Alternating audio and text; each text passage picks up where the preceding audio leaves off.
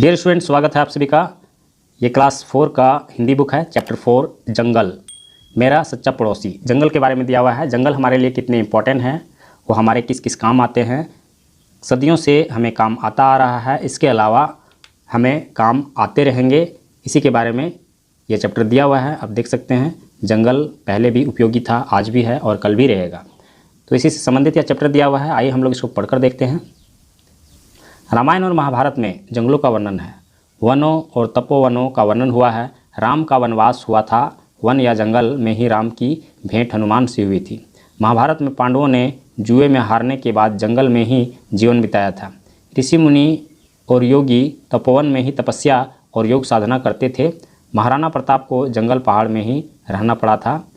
शिवाजी जंगल पहाड़ में ही रहकर देश की आज़ादी के लिए संगठन करते थे। झारखंड प्रदेश में बिरसा मुंडा जंगल में ही रहकर अंग्रेज़ों के खिलाफ संघर्ष करते थे। तो जंगल से जुड़े हुए लोगों के बारे में यहाँ पे दिया हुआ है। सबसे पहले महाभारत और रामायण में जंगल का वर्णन आया हुआ है और राम हनुमान से जंगल में ही मिलता है। महाराणा प्रताप को जंगल में ही रहना पड़ा था और हमारा जो सबसे महान व्यक्ति झारखंड के आते हैं उसका नाम है बिरसा मुंडा और वे भी जंगल में रहकर अंग्रेज़ों के खिलाफ लड़े थे, संघर्ष किए थे। पुराने युग में यारा, छपरा और चंपारण में अरण्य यानी जंगल थे। अरण्य का अर्थ जंगल ही होता है, उसका एक पर्यायवाची शब्द है। आज भी रांची और शिवभूम में जंगल पहाड़ हैं, वहाँ वनवासी बंधुओं का निवास है। हमारे नगरों और गांवों के पड़ोस में जंगल हैं। ये जंगल डरावने नहीं हैं, ये हमारे सच्चे पड़ोसी हैं। पड़ोसी स्नेह करता है, स्नेह से सहायता करता है। इसी प्रकार जंगल भी हमसे स्नेह करता है, हमें सहायता करता है। पेड़ पौधों से भरे हुए जंगल ही हमें चुपचाप मदद करते हैं, हम जानते नहीं हैं।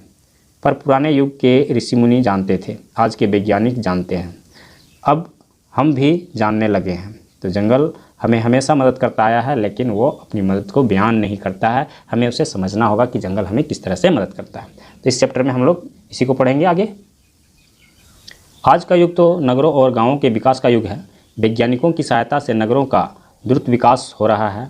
गांव अब छोटे नगर बन रहे हैं, नगर महानगर हो रहा है। जंगल कट रहा है, जंगल खत्म हो रहा है। केवल मकान बन रहे हैं, सड़कें बन रही है, बिजली और दूरभाष की तार दौड़ रहे हैं, सड़कों पर कारें दौड़ रही है, सिनेमा हाउस और होटल जगमगा रहे हैं। लेकिन जंगल खत्म हो जाएंगे तो नगरों की चमक दमक भी खत्म हो जाएगी। ये सारी चीज़ें जो विकसित हो रही है उसके पीछे कहीं ना कहीं कारण है जंगल। जंगल से ही उनमें चमक आ रही है और अगर जंगल समाप्त हो जाएगा तो ये सारे चमक दमक कहीं खो जाएंगे। पेड़ पौधों एवं पशुओं से भरे जंगलों के बिना मनुष्य का जीना कठिन हो जाएगा। इसलिए तो जंगल लगाने की बात हो रही है। पहले भी पेड़ लगाना पुण्य माना जाता था, आज भी पेड़ लगाना पुण्य माना जाता है। इसीलिए हर विशेष अवसर पर हमें एक पेड़ जरूर लगाना चाहिए, ऐसा कहा जाता है और हमें ये करना चाहिए। जंगल की महिमा को जानना आवश्यक है। यह ठीक है कि जंगल से जलाने के लिए लकड़ी और कोयले मिलते हैं, घर बनाने और घर सजाने की मूल्यवान लकड़ियाँ मिलती है, औषधि बनाने की सारी जड़ी बूटियाँ और वनस्पतियाँ मिलती रही हैं, खाने के लिए अनेक प्रकार के फल और मधु मिलते हैं। गोंद और रबर भी हम जंगल से ही पाते हैं। जंगलों में खनिज पदार्थों की खानें हैं। जंगल की धरती लक्ष्मी है। तो जंगलों से हमें कई तरह की चीज़ें मिलती है। लकड़ियाँ तो मिलती ही है, घर को सजाने के लिए, घर को बनाने के लिए कई सारी लकड़ियों को उपयोग किया जाता है। जड़ी बूटियाँ मिलती है, कई प्रकार की औषधियाँ बनती है जिससे, और हमें खाने के लिए कई प्रकार के फल मिलते हैं, शहद मिलते हैं जिसे मधु कहा जाता है, हनी कहा जाता है। और इसके अलावा जंगलों से हम गोंद और रबर भी पाते हैं। इसके अलावा खनिज पदार्थ जंगलों से भी पाते हैं हम लोग, जंगलों से निकलता है। जंगल से केवल यही लाभ नहीं है, मानव का सारा जीवन जंगल पर निर्भर है। जीवन के लिए शुद्ध वायु चाहिए, जल और मिट्टी चाहिए। पेड़ पौधे गंदी हवाओं कार्बन डाइऑक्साइड को ग्रहण कर लेते हैं, हमें शुद्ध वायु और ऑक्सीजन देते हैं। इस युग में कल कारखानों और मोटर बसों के कारण कार्बन गंदी हवा की मात्रा बढ़ रही है। पेड़ पौधे ही कार्बन डाइऑक्साइड को ग्रहण कर हमें सांस लेने के लिए शुद्ध हवा देंगे, इसलिए जंगल जरूरी है।